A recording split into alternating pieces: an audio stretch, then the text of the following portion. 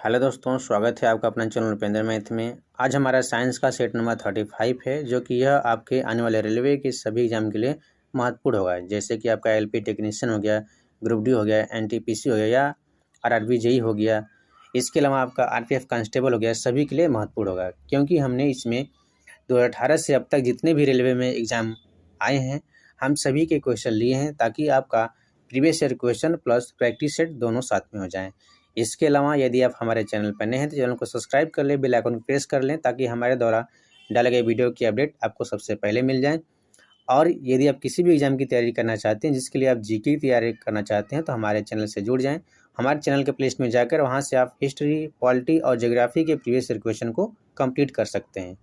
तो चलिए स्टार्ट करते हैं आज का क्वेश्चन। आज का हमारा पहला प्रश्न है, ध्वनि तरंगे डैश में यात्रा नहीं कर सकते हैं। ऑप्शन ए है आपके सामने वायु, बी है आपका बी है पानी, सी है निर्वात और डी है स्टील। याद रखिएगा, जो ध्वनि तरंगे हैं वह निर्वात में यात्रा नहीं कर सकती, यानी कि ऑप्शन सी इसका सही उत्तर हो जाएगा।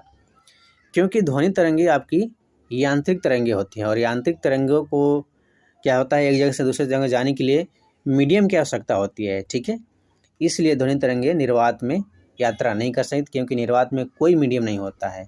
वायु में यात्रा कर सकती हैं, पानी में यात्रा कर सकती हैं, स्टील में भी यात्रा कर सकती हैं, लेकिन निर्वात में नहीं कर सकती हैं।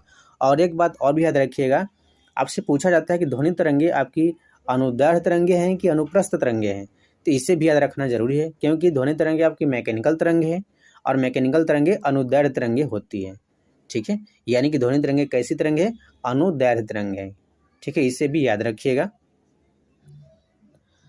अगला क्वेश्चन है, ड्यूटेरियम की द्रव्यमान संख्या कितनी है। ऑप्शन ए है आपका 2, बी है आपका 4, सी है 3 और डी है आपका 1। तो देखिए, ड्यूटेरियम के जो द्रव्यमान संख्या होती है वह आपकी 2 होती है। ठीक है, यानी कि ऑप्शन ए इसका सही उत्तर हो जाएगा। हाइड्रोजन के 3 समस्थानिक होते हैं, कौन कौन से। पहला होता है प्रोटियम, दूसरा होता है ड्यूटेरियम और तीसरा होता है आपका ट्राइटियम। द्रव्यमान संख्या होता क्या है, तो किसी भी परमाणु के नाभिक में उपस्थित न्यूट्रॉनों प्लस प्रोटॉनों की संख्या के योग को हम क्या कहते हैं, द्रव्यमान संख्या कहते हैं। इसे हम जेड से प्रदर्शित करते हैं। और आपका जो ई होता है, यानी कि इलेक्ट्रॉन और जो प्रोटॉनों की संख्या होती है वह बराबर होती है, इसलिए परमाणु क्या होते हैं, उदासीन होते हैं।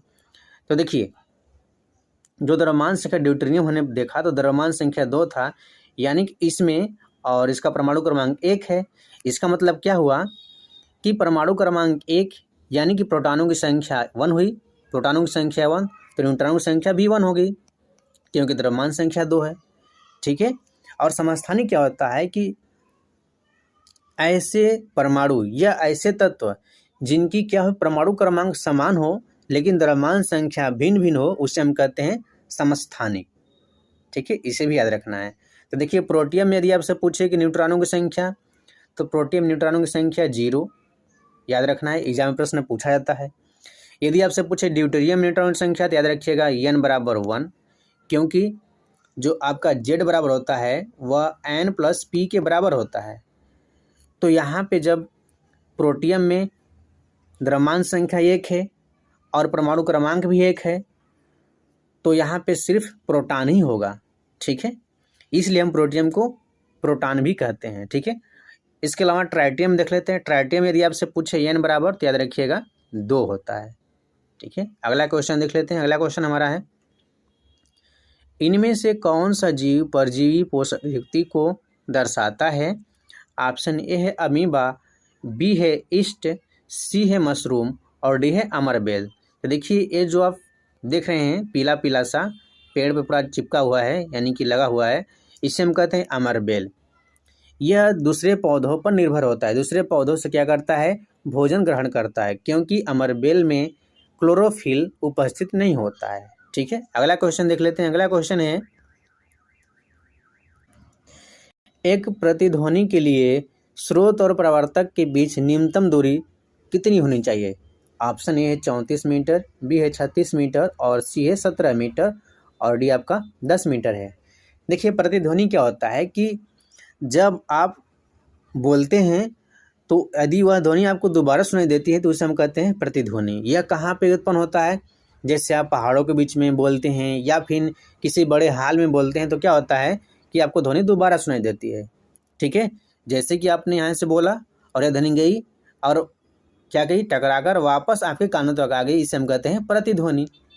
ठीक है, तो यह दूरी लगभग यानी कि श्रोता से, यानी जो बोल रहा है और यहाँ से और इस परावर्तक सतह के बीच की लगभग दूरी आपकी 17 मिनट न्यूनतम होनी चाहिए। ठीक है, तो याद रखिएगा इस प्रश्न का उत्तर ऑप्शन सी हो जाएगा 17 मीटर। यदि आपसे पूछे कि टोटल ध्वनि कितनी दूरी तय की, तो पहले 17 मीटर गई, फिर वापस 17 मीटर आई, तो वह आपकी टोटल दूरी 34 मीटर तय कीगी। ठीक है, अगला क्वेश्चन है आपका, ऑक्सीजन के एक अणु में ऑक्सीजन के कितने परमाणु होते हैं? तो ऑक्सीजन के एक अणु में ऑक्सीजन के 2 परमाणु होते हैं। ठीक है, क्यों होते हैं इसे हम देख लेते हैं। ऑप्शन सी इसका सही हो जाएगा। देखिए, कोई भी परमाणु अस्थायी होना चाहता है और अस्थायी होने के लिए उसके बाह्य कोश में या तो उसका बाह्य कोश पूर्ण रूप से भरा हो या तो उसके बाह्य कोश में 8 इलेक्ट्रॉन हो, तो क्या हो जाएगा, अस्थायी हो जाएगा। सबसे पहले हम ऑक्सीजन के बारे में जान लेते हैं, ऑक्सीजन की स्थिति क्या होती है। देखिए, ऑक्सीजन का परमाणु क्रम होता है 8। ठीक, जब इसका इलेक्ट्रॉनिक विन्यास निकालेंगे तो हो जाएगा 2 और 6, यानी कि ऑक्सीजन के बाह्य कोश में 6 इलेक्ट्रॉन हुआ। अभी इसको अष्टक बनाने के लिए 2 इलेक्ट्रॉन की आवश्यकता होगी, तो क्या करेगा, अब 2 ऑक्सीजन आएंगे, एक ऑक्सीजन यहाँ पे हो गया, एक ऑक्सीजन यहाँ पे हो गया। इसके बाह्य कोश में 1 2 3 4 5 6 इलेक्ट्रॉन हो गया। इसके बाह्य कोश में 1 2 3 4 5 6 इलेक्ट्रॉन हो गया। अब क्या करेंगे कि यह इलेक्ट्रॉन को साझा कर लेगा। ठीक है, अब इसके बाह्य कोश में गिनेंगे तो 1 2 3 4 5 6 और ये 2 हो गया 7 8। अब इसका भी अष्टक पूरा हो गया और इस वाले भी ऑक्सीजन का अष्टक पूरा हो गया। इसलिए ऑक्सीजन क्या करते हैं, 2 परमाणु मिलते हैं ऑक्सीजन में। ठीक है, यानी कि इस प्रश्न का उत्तर ऑप्शन सी हो जाएगा। अगला क्वेश्चन है आपका, निम्नलिखित में से किसे पादप जगत का उभयचर कहा जाता है? ऑप्शन है आपका अनावृतबीजी, बी है आपका थाइलोफाइटा, सी है आपका ब्रायोफाइट्स और डी है आपका टेरिडोफाइट्स। तो देखिए, आपका ब्रायोफाइट्स जो हैं वह उभयचर कहलाते हैं। उभयचर क्या होता है, जैसे कि ऐसे पादप जो कि आपका जल में भी उग सके और थल यानी कि ज़मीन पर भी उग सके, उसे हम कहते हैं ब्रायोफाइट्स। इसके उदाहरण आपके हैं, देखिए मर्केंसिया हो गया, रिक्सिया हो गया, फिनोरिया हो गया, ये सब क्या हैं, ब्रायोफाइटा हैं। अनावृतबीजी क्या होते हैं, देखिए ऐसे पादप जिनके बीज क्या हो, बाहर हो, यानी कि फूल मतलब कि फल के अंदर कवरिंग ना हो, उसे हम कहते हैं अनावृतबीजी। जैसे कि आपका पाइनस हो गया, साइकस हो गया। थैलोफाइटा यानी कि जैसे कि आपका शैवाल हो गए, इसके अंदर शैवाल आते हैं। जैसे कि आपका कारा हो गया, अलवा हो गया, स्पैरोगैरा हो गया, ये सब थैलोफाइटा के अंदर आते हैं। उसके बाद टेरिडोफाइटा। ठीक है, तो टेरिडोफाइटा में क्या होता है कि इसके अंतर्गत संवहन मंडल पाया जाता है, कुछ जैसे कि जड़ हो गया, तना हो गया और कुछ संवहन मंडल भी पाए जाते हैं।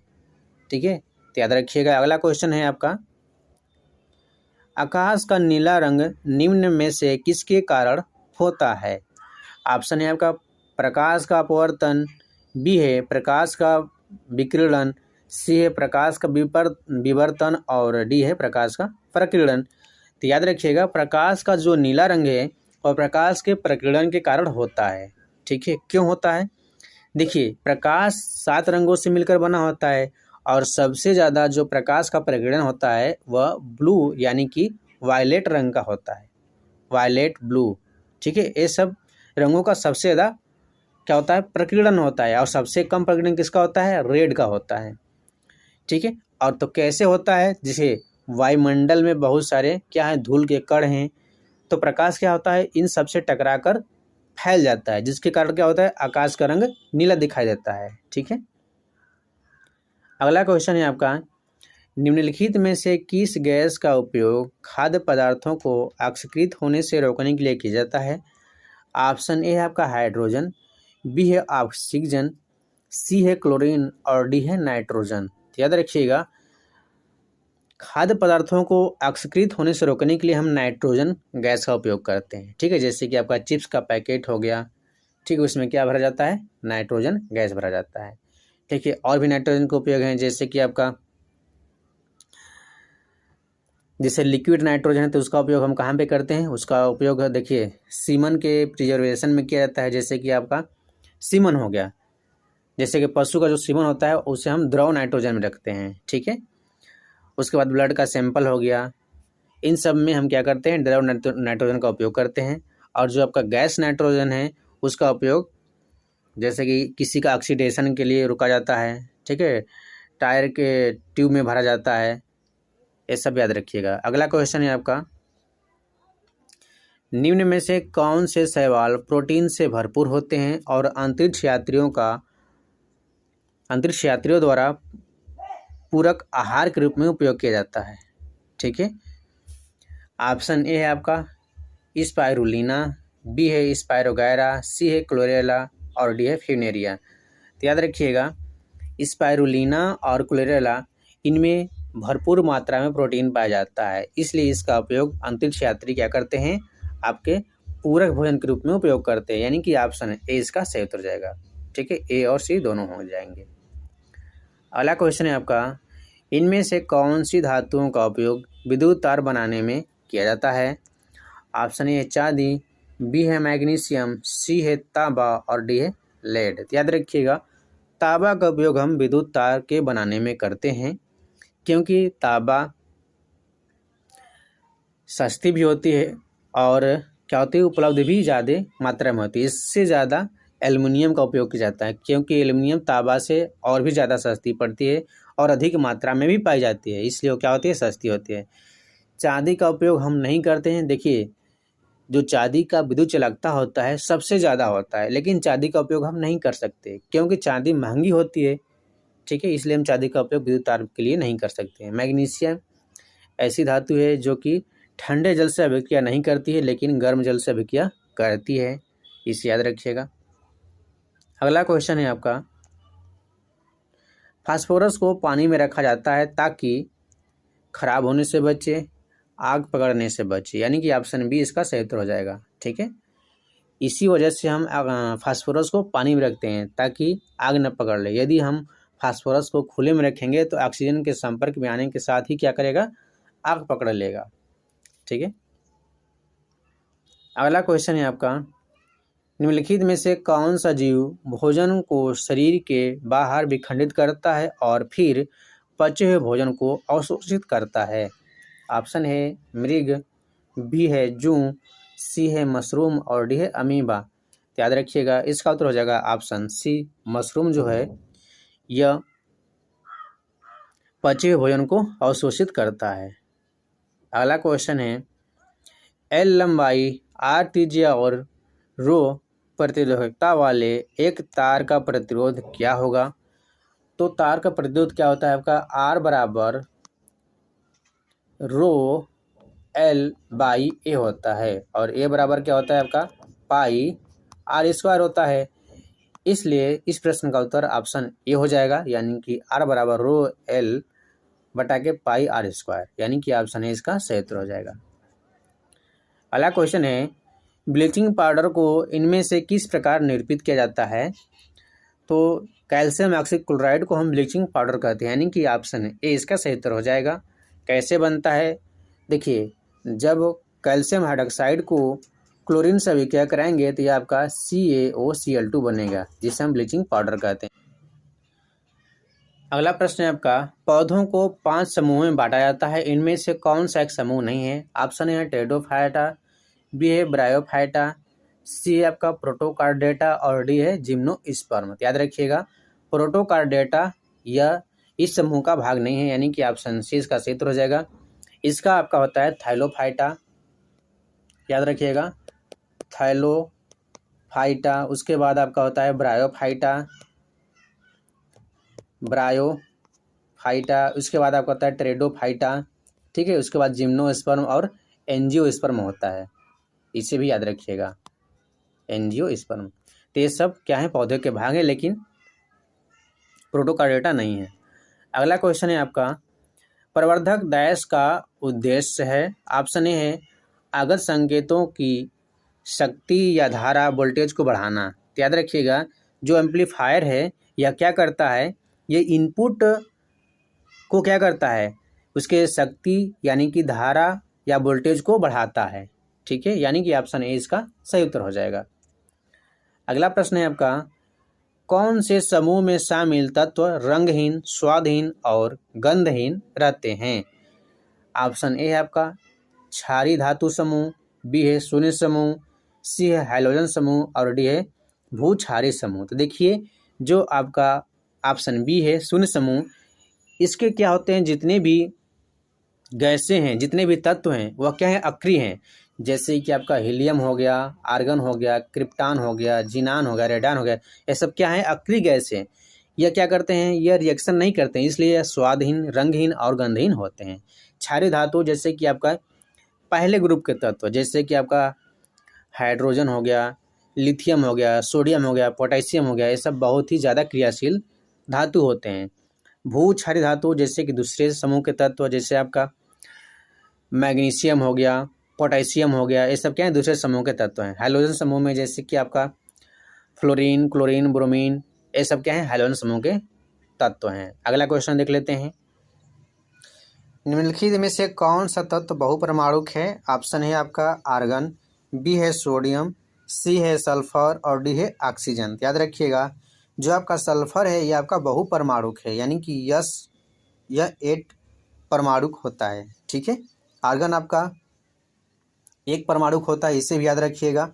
ठीक है, समूह 18 के जितने भी तत्व हैं, जैसे आपका हीलियम हो गया, आर्गन हो गया, क्रिप्टॉन हो गया, नियान हो गया, ये सब क्या हैं, ये सब एकल परमाणुक होते हैं। सोडियम भी एकल परमाणुक है, ऑक्सीजन आपका द्वै परमाणुक है, इसे भी याद रखिएगा, पूछा जाता है। इसके अलावा आपका जो फास्फोरस है ये आपका टेट्रा परमाणुक है, इसे भी याद रखिएगा।